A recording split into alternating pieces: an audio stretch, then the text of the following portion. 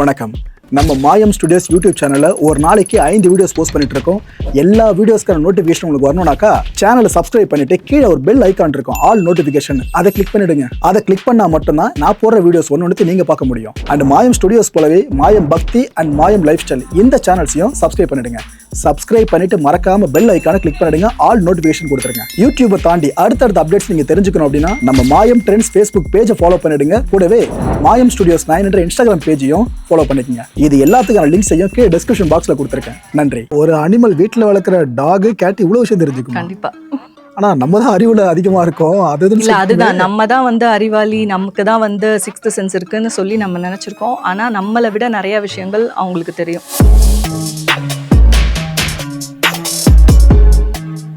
ECR பக்கம்னா போறீங்கன்னாக்கா ஃபுல்லா எருமை மாடு நிறைய இருக்கும். நைட்ல எருமை மாடுங்க அப்படியே சப்மர்ஜ் ஆயிடும். எந்த வண்டி போனா ஆக்சிடென்ட் நிறைய நடக்கிறதுக்கு காரணம் இதுங்களும் அங்க ரீசனா இருக்கு. அவங்களுக்குன்னு வாழ்றதுக்கு ஒரு இடம் வேணும் இல்லையா?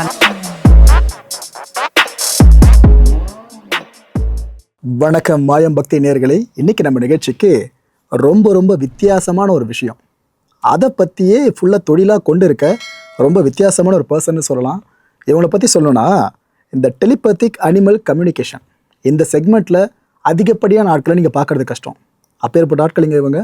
அதாவது விலங்குகள் காணாமல் போயிடுச்சு அப்படின்னா, நீங்கள் வீட்டில் வளர்க்குற டாகு அப்புறம் கேட் இது காணாமல் போகுதுன்னா நிறைய பேரும் ரீச் பண்ணுறது இவங்கள தான், கண்டுபிடிச்சி கொடுப்பாங்க அப்படின்ட்டு. இந்த டெலிபதிக் தாட்ஸ் கேள்விப்பட்டிருக்கீங்களா? அதை தான் அவங்களோட ப்ரொஃபஷனாக வச்சுருக்காங்க உமா அவர்கள். இவங்க கிட்ட ஸ்பிரிச்சுவல் சார்ந்த நிறைய விஷயங்கள் பேச போகிறோம். இந்த டெலிபதிக் கம்யூனிகேஷன் சொல்லல, அதை கோரிலேட் பண்ணி நிகழ்ச்சிக்குள்ள போகலாம். வணக்கம். வணக்கம். எப்படி இருக்கீங்க? நல்லா இருக்கேன். நல்லா இருக்கீங்க. சூப்பர். ஆக்சுவலாக ரொம்ப நாளைக்கு அப்புறம் திரும்ப நம்ம இன்டர்வியூவில் சந்திக்கிறோம். இதுக்கு முன்னாடி நீங்கள் சொன்ன விஷயங்கள் இருக்குல்ல, அதாவது அனிமல்ஸ் காணாமல் போச்சுன்னா என்னை ரீச் பண்ணுவாங்க, நான் அதை எப்படி கண்டுபிடிச்சி கொடுப்பேன்னு சொல்லிட்டு, அதை பார்த்துட்டு பல பேரும் இது பாசிபிளா ப்ரோ, சாத்தியமானு கேட்டாங்க. இன்னும் ஒரு சிலர் இதுக்கு வாய்ப்பே இல்லைன்னு சொன்னாங்க. ஆனால் உங்களோட கிளைண்ட்ஸ் பல பேர் எங்ககிட்ட பேசும்போது, இல்லை ப்ரோ அவங்க சம்திங் ஏதோ பண்ணுறாங்க, கரெக்டாக கண்டுபிடிச்சி கொடுத்துட்றாங்க அப்படின்னு உங்களுக்கு கிரெடிட்ஸ் கொடுக்க சொன்னாங்க. நான் அந்த கிரெடிட்ஸ் முதல்ல உங்களுக்கு கொடுத்துட்றேன். ஃபர்ஸ்ட் ஆஃப் ஆல் இந்த டெலிபதிக் அனிமல் கம்யூனிகேஷன் இருக்குல்ல, இதை பற்றி டீட்டெயிலாக இன்னொரு முறை சொல்லிட்டீங்கன்னா புதுசாக பார்க்குற ஆடியன்ஸ் கனெக்ட் ஆகிடுவாங்க. டெலிபதி அப்படிங்கிறது நம்ம எல்லாருக்குள்ளேயும் இருக்கிற ஒரு எபிலிட்டி. இப்போ எப்படி நம்ம டெலிஃபோனை யூஸ் பண்ணுறோம், ஒரு 100 வருஷத்துக்கு முன்னாடி டெலிஃபோன் ஒரு விஷயம் இருக்குது அப்படின்னு சொன்னால் நம்ம நம்பியிருக்க மாட்டோம். டெலினா டிஸ்டன்ஸ், பேத்தினா எமோஷன்ஸ். ஒருத்தவங்க எவ்வளோ தூரத்தில் இருந்தாலும் நம்மளால் நம்மளுடைய soul to soul connection, mind to mind connection பண்ண முடியும் அப்படிங்கிறது தான் இந்த டெலிபதி. ஸ்பைடர் மேனில் பார்த்துருப்பீங்க ரீசெண்டாக, அதில் கொஞ்சம் எக்ஸ்ட்ரா நிறையா காமிச்சிருப்பாங்க. இதுதான் டெலிபதி. இதை நம்ம அனிமல்ஸ் கிட்ட பண்ணுறோம், ஹியூமன்ஸ் கிட்டேயும் பண்ணலாம். ஆனால் உயிரோடு இருக்கிற ஹியூமன்ஸ் கிட்ட நான் டெலிபதி கம்யூனிகேஷன் பண்ணலை. ஏன்னா லாஸ்ட் இன்டர்வியூவில் முடிஞ்சதுக்கப்புறம் எனக்கு நிறைய கப்புள்ஸ் எல்லாம் காண்டாக்ட் பண்ண ஆரம்பிச்சிட்டாங்க.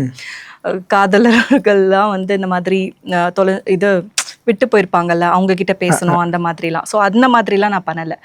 அனிமல்ஸ் கிட்ட டெலிபதியில் கம்யூனிகேட் பண்ணுவேன். அது மட்டும் இல்லாமல் ஹியூமன் சோல்ஸ் கிட்ட. ஹியூமன் சோல்ஸ்னா உயிரோடு இருக்கவங்களே சொல்றீங்க? இல்லை இறந்த போன ஹியூமன்ஸ் கிட்ட கம்யூனிகேட் பண்றேன். ஓகே. ஆக்சுவலா இது நம்பிக்கையின் பேர்ல பல பேர் சொல்லுவாங்க. ஒரு சிலர் இது அறிவியல சாத்தியம் இல்லையே அப்படின்னு நினைப்பாங்க.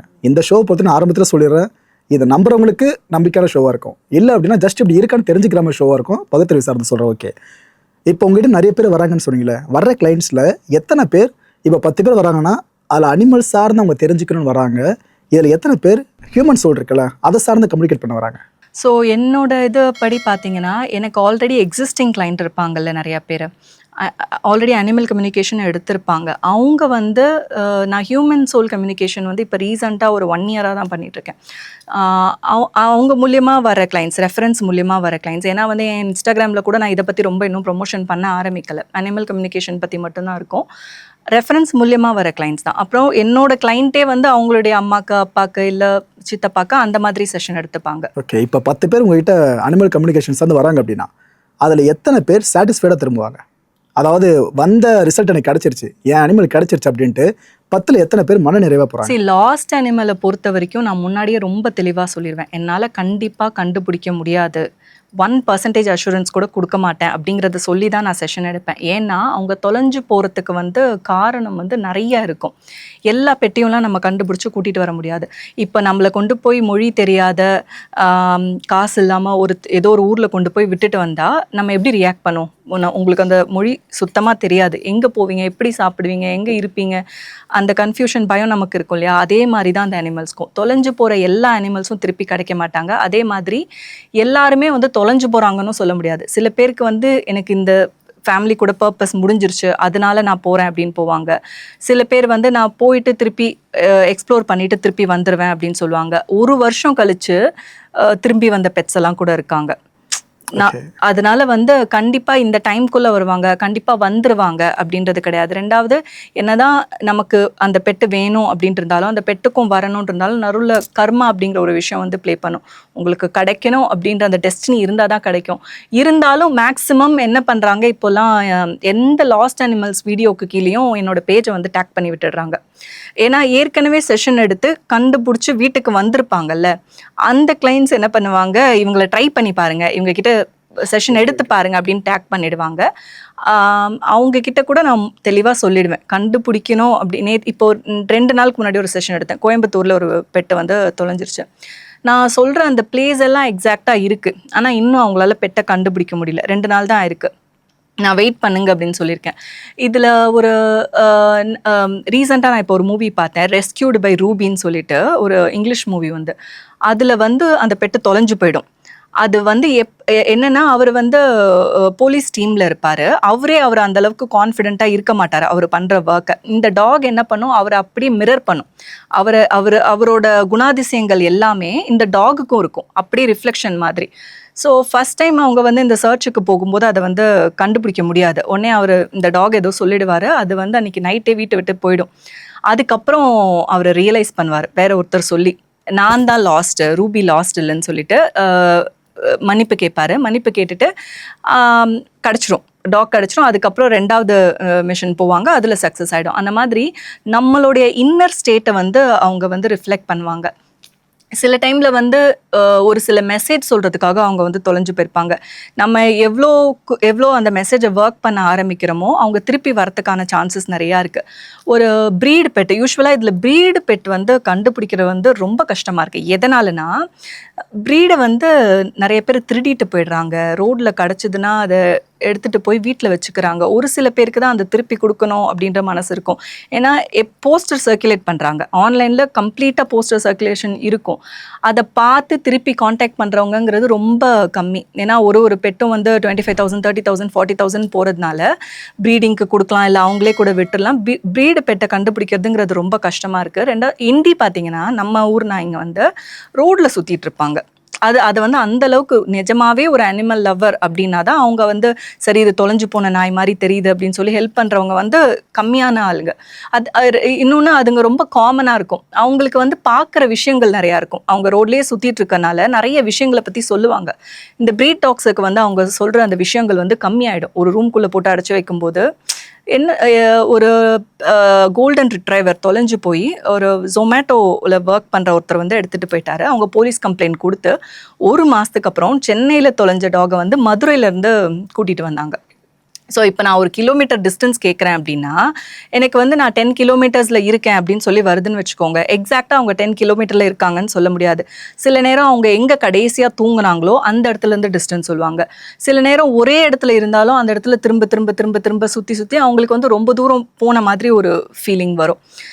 ரெகுலராக செஷன் எடுக்கிறாங்க இல்லையா, ரெஸ்கியூவர்ஸு, அனிமல் ஃபீடர்ஸ், இவங்களுக்குலாம் வந்து அந்த லாஸ்ட் அனிமலை பற்றி நல்லாவே தெரியும். அந்த செஷன் எடுக்கிறவங்களுக்கு அவங்க ரெகுலராக அனுப்புவாங்க. நான் அவைலபிளாக இருக்கேனான்னு கூட கேட்க மாட்டாங்க. ஃபோட்டோ அனுப்பிவிட்டு பேமெண்ட் பண்ணிவிட்டு எனக்கு கொஞ்சம் கம்யூனிகேட் பண்ணிவிட்டு சொல்லுங்கள் உங்கள் ஃப்ரீ டைமில், இவ்வளோ தான் அனுப்புவாங்க.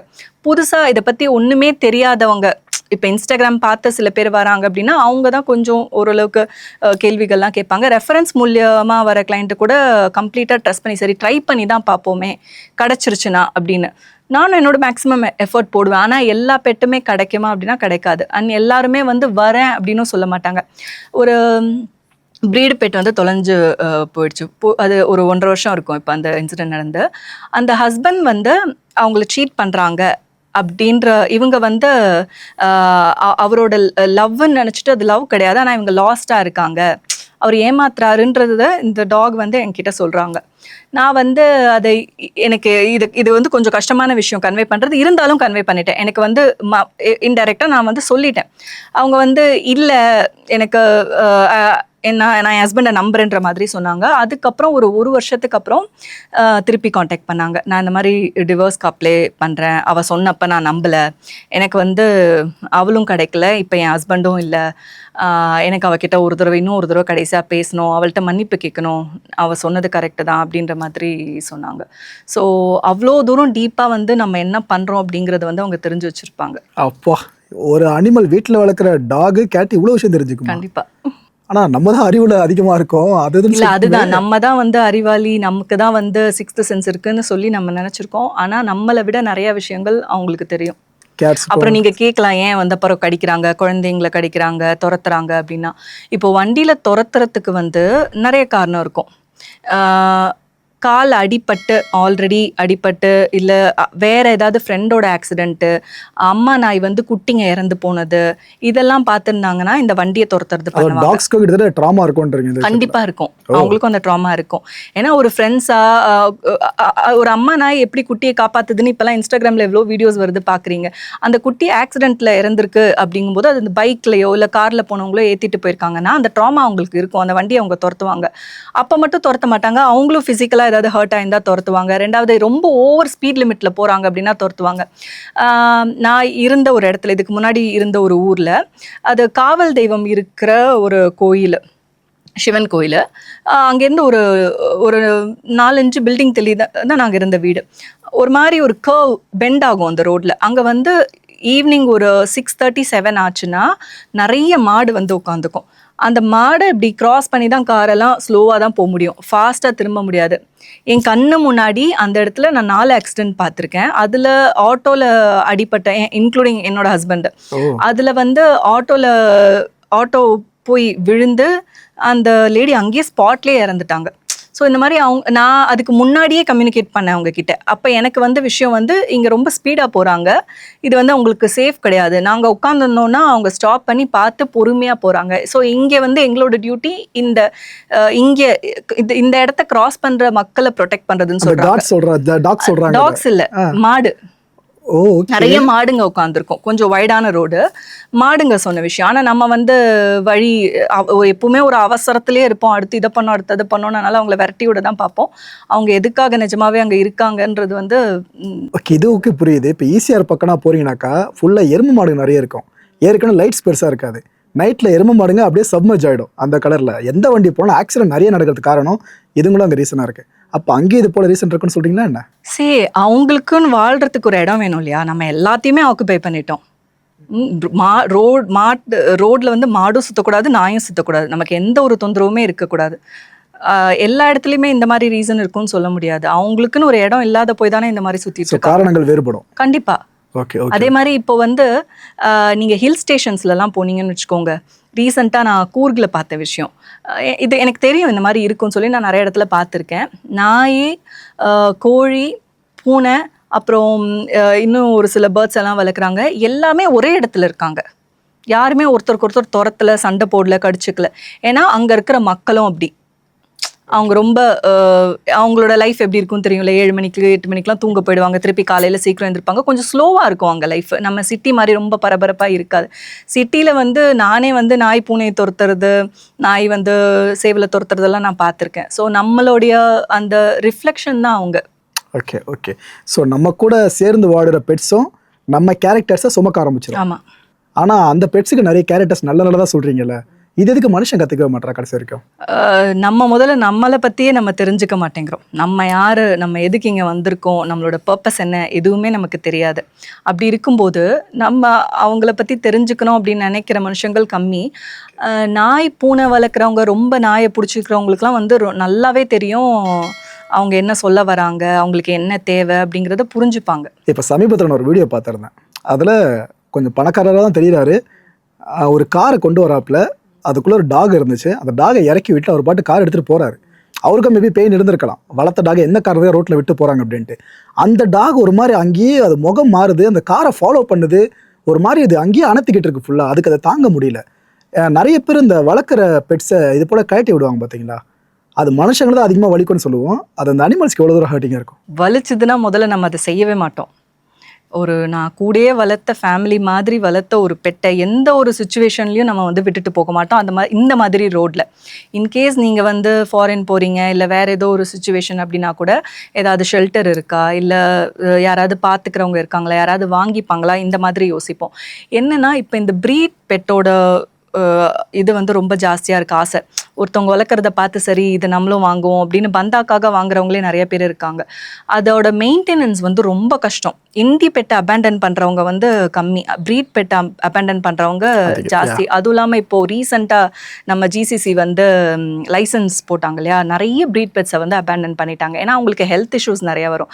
ஆஃப்டர் ஆல் ஒரு லைசன்ஸ் இத்தனைக்கும் அதை வந்து ஃப்ரீயாக வந்து அப்ளை பண்ணிக்கலாம், ஃப்ரீயாக வந்து சிப்பை போட்டுக்கலான்ற இடத்துல ஒரு சில முகாம்லாம் வச்சு ஏதோ பண்ணாங்க. அப்பயும் கூட இவங்க வந்து ரோட்ல நிறைய அபேண்டன் பண்ணிட்டு போனாங்க.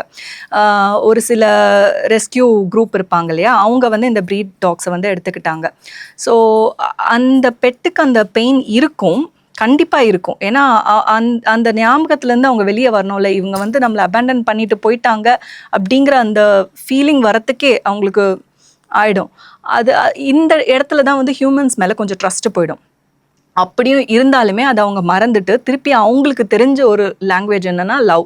ஏன்னா அவங்க வந்து அந்த ஃப்ரீக்குவன்சியில் தான் இருப்பாங்க. அவங்க பாடியை அப்படி தான் டிசைன் பண்ணியிருக்கோம். அவங்களால வந்து நம்மள மாதிரி கிரட்ஜ் வச்சுட்டு எப்போவுமேலாம் அந்த மாதிரிலாம் இருக்க முடியாது, மறந்துடுவாங்க. திருப்பி அடுத்து சரி ஓகேன்ட்டு அடுத்து கடந்து. ஆனால் ட்ராமா இருக்கிற பெட்ஸும் இருக்காங்க நிறைய பேர். இதனால வீட்டில் நிறைய பெட்ஸுமே நம்ம என்னதான் டார்ச்சர் பண்ணாலும் திரும்ப திரும்ப நம்ம கிட்ட வர்றதுக்கான அதை சரி விட்டு போக. நீங்கள் பேசுகிறப்ப பெக்குலரான ஒரு விஷயம், அவங்க இவங்கன்றீங்க, டாக்னால அவங்க, கேட்னால இவங்க அப்படின்ட்டு. அந்தளவுக்கு எல்லா உயிர்களையும் சமமாக பார்க்குறீங்க, அது நல்ல விஷயம். அது எல்லாரும் பண்ணணும். இந்த இன்டர்வியூ மூலமாக நம்ம தெளிவாக சொல்லிப்போம். எனக்கு இன்னொரு விஷயம் என்ன புரியலன்னா, இப்போ இந்த பெட்ஸை நீங்கள் ஷெல்டர்ஸில் கொண்டு போய் விட்டுலான்னு சொல்கிறீங்க. நிறைய பேருக்கு என்ன குழப்பம் இருக்குன்னா, ப்ரோ நான் சம்பாதிக்கிறது ரொம்ப கம்மி ப்ரோ, ஆனால் ஷெல்டரில் ஒன்று தான் எனக்கும் ஆசை, அங்கே போனால் காசு கேட்டால் என்ன பண்ணுறது, மாதம் மாதம் பே பண்ண பண்ணுவாங்க. எதுக்கு வாங்குனீங்க முதல்ல? கிஃப்ட் கிடையாது. இல்லை நான் கேட்குறது, அந்த ஷெல்டர்ஸில் போய் இப்போ நீங்கள் டாக்ஸையோ கேட்ஸையோ விடுனீங்கன்னா அது என்ன பே பண்ணுமா? கண்டிப்பா பே பண்ணணும். எல்லா ஷெல்டரும் எடுத்துக்க மாட்டாங்க. ஏன்னா ஒரு ஷெல்டர் வச்சிருக்காங்க அப்படின்னா, நம்ம இப்போ இண்டி டாக் இருக்காங்க இல்லையா, நம்மளோட டாக்ஸ் இருக்காங்களே, தெருநாயின்னு சொல்றோம் இல்லையா, அவங்க வந்து அடிப்பட்டவங்க, சிக்கா இருக்கிறவங்க, இந்த மாதிரியான டாக்ஸை தான் நிறைய வந்து ரெஸ்கியூ பண்ணி வச்சுருப்பாங்க. சில இடத்துல வந்து டாக்ஸை வந்து பார்த்துப்பாங்க, 1 மாதம் 2 மாதம்னு பார்த்துப்பாங்க. நான் வந்து வீடு ஷிஃப்ட் பண்ணேன். அந்த டைமில் வந்து என்னோட 3 டாகை கொண்டு போயிட்டு இந்த மாதிரி ஒரு இடத்துல விட்டுருந்தேன். ஏன்னா வந்து கொஞ்சம் இஷ்யூ ஆச்சு.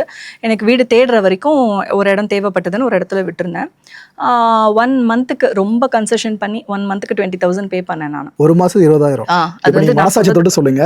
நீங்கள் அனிமல்ஸ் மேலே இவ்வளோ தூரம் ஆர்வம் இருந்தாலும் உங்களுக்கே ஒரு காரணம் வந்திருக்கு, அதை எடுத்துகிட்டு போய் விடணும் அப்படின்ட்டு. அப்போ இதை பார்த்துட்டு இருக்க ஒரு சிலருக்கு அந்த காரணம் தேவைப்பட்டிருக்கும். ஆமாம் நானே விடணும் அப்படின்னு ஏதோ ஒரு காரணமாக இருக்கும். அவங்களால 20 இல்லை 10,000 அஃபோர்ட் பண்ண முடியும்னு நினைக்கிறீங்களா? காரணங்கிறத விட இல்லை, ஏன்னா ரோட்டில் விடுறது தப்புன்னு சொன்னீங்களே, அதனால ஒத்துக்கிற தப்பு தான். அப்படின்னா ஷெல்டர் தான் ஒரே வழி. ஆனால் அங்கே இவ்வளோ அமௌண்ட்டை வாங்கினாங்கன்னா எப்படி போவாங்க எல்லாருமே? இது இப்போ ஒரு பெரிய பிஸ்னஸ் தான் இது.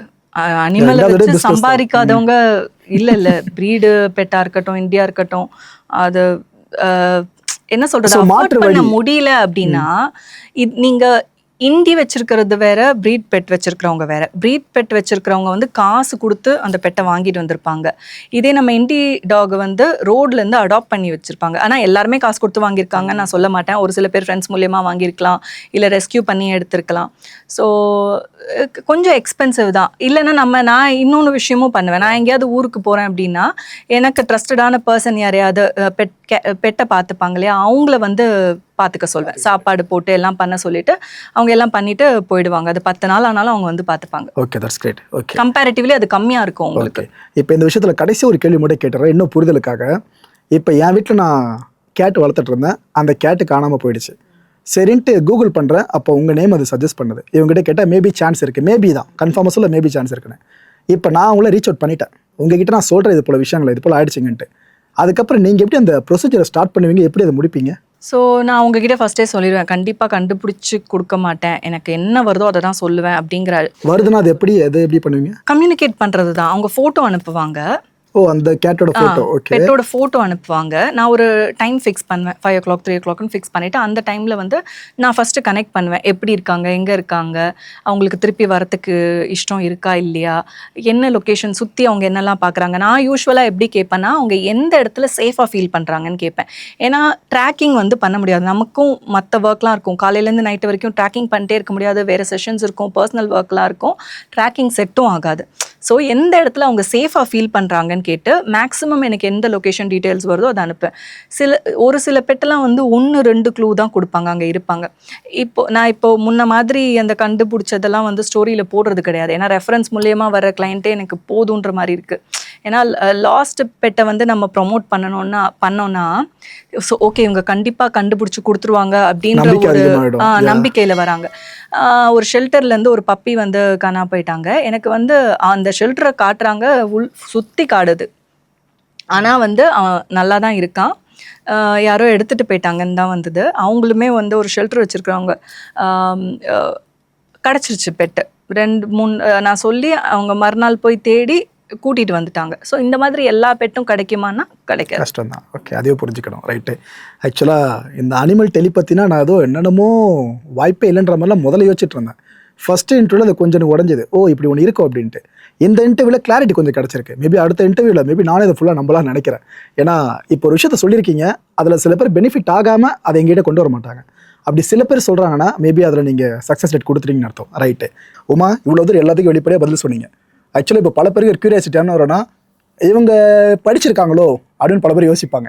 ஏன்னா எந்த அளவுக்கு ஆரா, சாமி, வாகனம் இது போலாம் பேசுனீங்களா, அதனால் டவுட் வரும். என்ன படிச்சிருக்கீங்க?